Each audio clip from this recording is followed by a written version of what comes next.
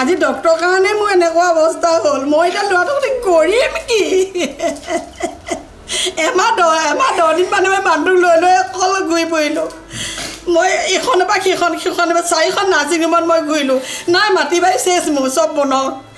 মাটি বাৰী বেচা দিছোঁ বনকত দিছোঁ মই এতিয়া ল'ৰাটোক কৰিম কি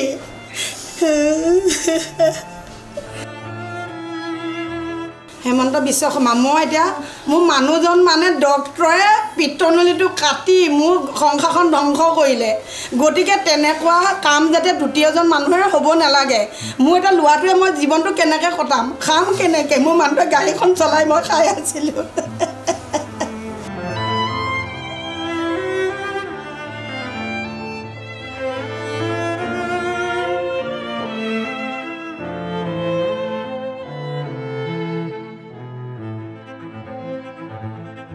তেওঁ মানে গোল ব্লাডাৰ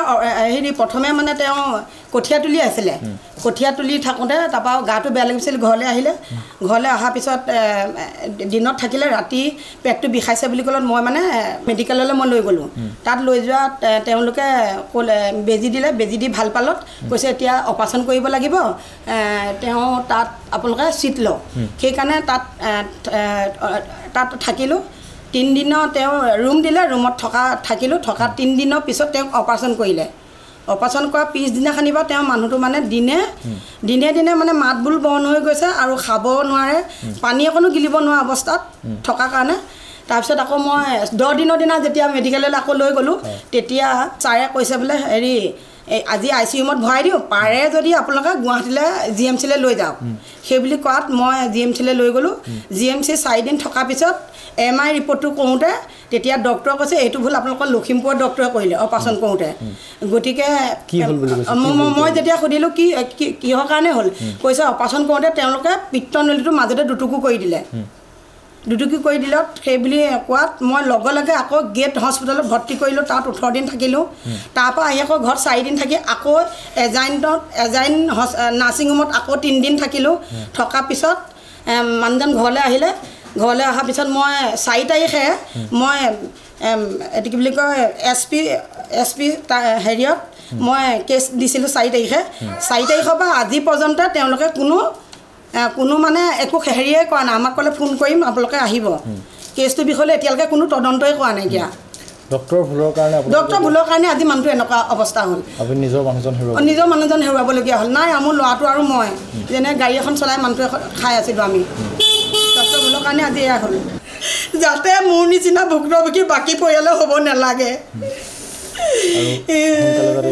মানুহজন বৰ্তমান মুঠত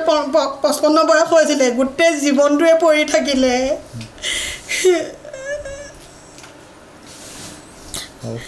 এতিয়া মুঠতে উচিত বিচাৰ হ'ব লাগে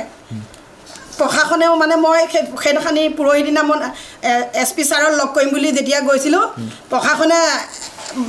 এবাৰ ক'লে পানীগাঁৱলৈ দিলোঁ আকৌ পানীগাঁৱলৈ আহিলোঁ এবাৰ ক'লে সদৰলৈ দিলোঁ সদৰলৈ গ'লোঁ সদৰে ক'লে আকৌ বোলে লীলাবাৰী থানাত আছে এইখন মোক ঘূৰাই লৈ ফুৰাইছে তেওঁলোকে গা লেঙা দি দিছে মানে ইটোৱে সিটো বাগি মায় আজি 4 তাৰিখৰ পৰা আজিলৈকে কোনো মোৰ ন্যায় মই পোৱা নাইকিয়া তেওঁলোকে তদন্তই কৰা নাই আজিলৈকে হেমন্ত বিশ্ব শৰ্মা মই এতিয়া মোৰ মানুহজন মানে ডক্টৰে পিত্তনলীটো কাটি মোৰ সংসাৰখন ধ্বংস কৰিলে গতিকে তেনেকুৱা কাম যাতে দ্বিতীয়জন মানুহে হ'ব নালাগে মোৰ এটা ল'ৰাটোৱে মই জীৱনটো কেনেকৈ কটাম খাম কেনেকৈ মোৰ মানুহটোৱে গাড়ীখন চলাই মই খাই আছিলোঁ মই 4খন নাৰ্ছিং ৰুমলৈ নিও মই মানুহটোক বচাব নোৱাৰিলোঁ হোৱা পিছদিনাখনে যদি আমাক ক'লেও আমি পিছদিনাই গুচি গ'লোঁ তেনে যেতিয়া আমি গুৱাহাটী পোৱালৈকে মই গেট হস্পিটেললৈকে 15 দিন হ'ল 15 দিনত তেওঁ ভিতৰৰ বস্তুবোৰ চব গেলি গ'ল সেইকাৰণে মই মানুহটো বচাব নোৱাৰিলোঁ লখিমপুৰ মেডিকেলখনে নাৰ্ছিং হোমে কৰিলে মোক এই কাণ্ডটো ডক্টৰ ভুলৰ কাৰণে এইটো হ'ল হেমন্ত বিশ্ব শৰ্মা আপোনাক মই অনুৰোধ কৰিছোঁ যাতে এইটো বিচাৰ আপোনালোকে অতি সোনকালে বিচাৰ কৰক